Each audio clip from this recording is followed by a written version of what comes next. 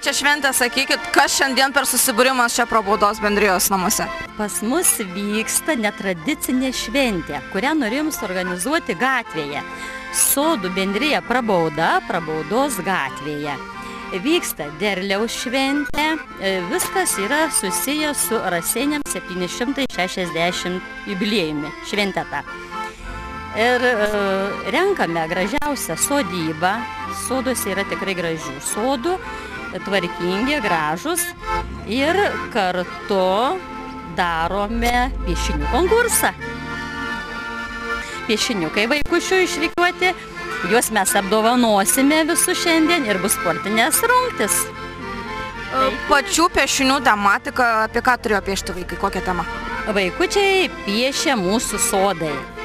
Ir dar ką pamiršau pasakyti, kad virsime košę ir bus tokia, kaip pasakyti, netradicinė ta košė mūsų, tokia irgi viskas su Raseiniam 760. Bet kiek supratau, tokia šventė ne pirmą kartą yra jau rengiama pas jūs sodų bendrijoje?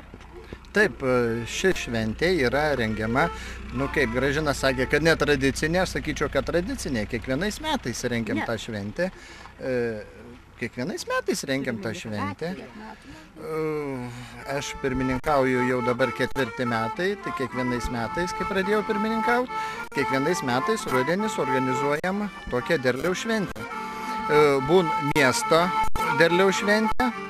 Mes kažkaip tai vieną savaitę anksčiau susiorganizuojam, pasitikrinam, ką mes turim, ką galim mes pateikti miesto šventėj derliaus. Taip ir šįmet kažką tai organizuojam. O pačiu, sakykite, atvykusių jau į šventę, galbūt per tuos kiek metų jau rengiate, tai ar keičiasi tas jų skaičius, ar žmonės iš tikrųjų aktyviai eina į tokias šventes ir dalyvauja? Į tas šventės, kažkaip tai žmonės yra atpratę nuo šitų švenčių, anksčiau nieks neorganizuodavo, mes čia pirmi pradėjom šitą reikalą daryti. Kažkur tai apie 50 žmonių, tokie yra patys aktyviausi žmonės ir su jais bendraujam ir švenčiam tas šventės. Čia rudenį, tai yra ne rudenį, pavasarį buvom kartu su Norgelais darėm užgavėnių šventę, Pušynę va čia Prabaudoj, irgi susirinka tie patys, pagrindė tie patys. Ir kiekvienais metais vis atsiranda ir naujų veidų. O pats šventės pobūdis ar keičiasi, ar maždaug pasiliekate prie savo tradicijų tokių? Žinokit, aš stengiuosi kažką tai paįvairinti. Nedarau, kad būtų grinai tas pats. Kažkas tai, kad būtų įdomiau, kad žmonės ateitų, juos kažkaip būriu į vieną tą grupę, tokią komandą noriu padaryti, kad nebūtų atsiskyrę kažkaip vieni šitie žmogiukai. Ir stengiuosi ir kvietimus dalinu ir, tikrai varga daug yra, kas nesupranta, tai gal to nežinai, nevertin. Bet žinokit, tiek aš stengiuosi, ir Algis labai daug padėt. Ir yra iš vis bendrijoje, yra tokių aktyvių žmonių, pavyzdžiui, jie stengiasi ir padeda man jie. Ką aš pasakysiu, kur kaip, tikrai daug ką galiu paminėti ir Danguoliai, Donvina, ir Jonai, ir Stasė, ir Linas, Kelešiai yra, gal dar kai nepaminėsiu, ir Danutė, bet tikrai daug yra žmonių, tikrai, kurie stengiasi, ir vaikučiai, ir klausėsiu, kada bus kalėdinis vakarėlis. Ir seniai šalčiais apsirengėm snieguolėm, ten mes tiesiog vaidinam, kad būtų ne tas pats. Kad keistos, o šį sykį gatvėje darom tą šventę. Ir paskutinis klausimas būtų dar apie gražiausias sodybas. Sakykite, kas čia šitam reikalui vadovauja, gal pirmininkas ar pirmininkė ir kaip čia renkate sodybas? Žinokit, mano iniciatyva čia yra, nes galvoju, jeigu pradėsiu rengti, vaikštinėti, žiūrėti, kas gražiausiai, pradės žmonės stengti savo tuos sodelius tvarkyti. Ir prašau, buvo tik tai keli tvarkomi, dabar jau 25 yra. Ir kuo tolyn kiti vėl ruošės bėgti pirkti turgelį, tą daryti. Žinokit, kažkaip stengiasi ir gatves tvarko, ir talkas eina žmonės. Jiems daugiau reikia, gal sakyčiau, tokie susibūrimai, susibendrauja, draugiškesni tam.